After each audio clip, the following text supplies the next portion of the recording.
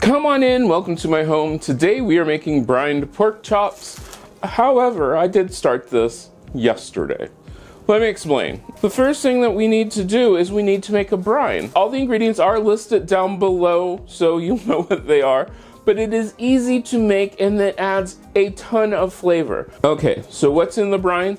Simple. We have water, salt, peppercorns, and sugar. The water is warm so that way the sugar and the salt will dissolve in it, and the ingredients are listed down below.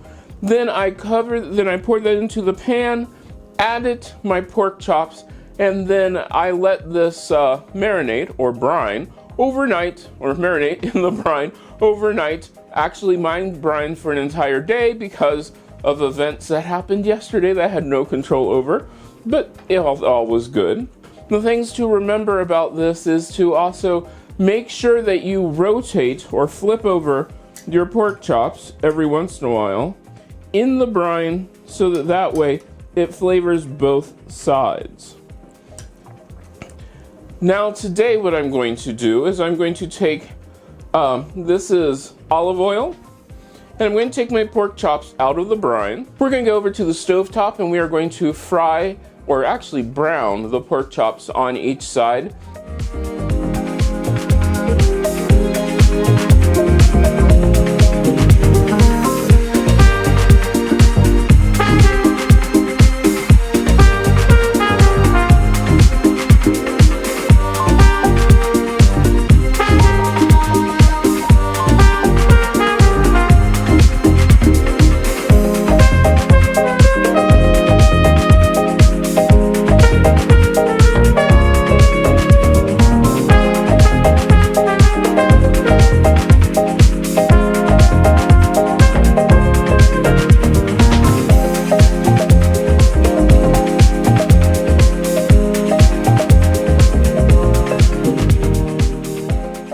And then put them into the oven, which will be preheating to 350 degrees.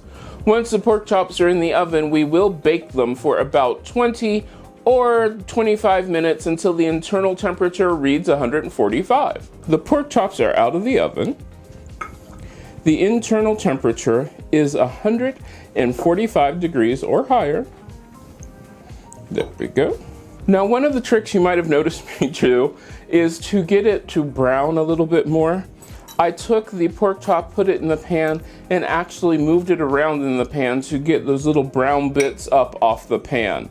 That helps give you that brown look without taking too much time, because I knew I'd be baking these in the oven.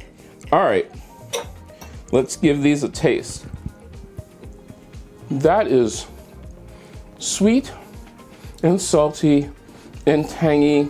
It sort of reminds me of like a pork chop that might have had soy sauce on it. This is really good, and they were really easy to make. Marinating them overnight just adds that extra special thing. You can also then like hold these cool them down, put them in the refrigerator, and then heat them back up for later on. But I'm going to go and we're going to have dinner right now. These are really, really good, so simple to make. And I hope you do make these. Now, if you make these, let me know. You can get a hold of me on most social media at CM Coleman Home. And I hope I get to see you next time you stop by.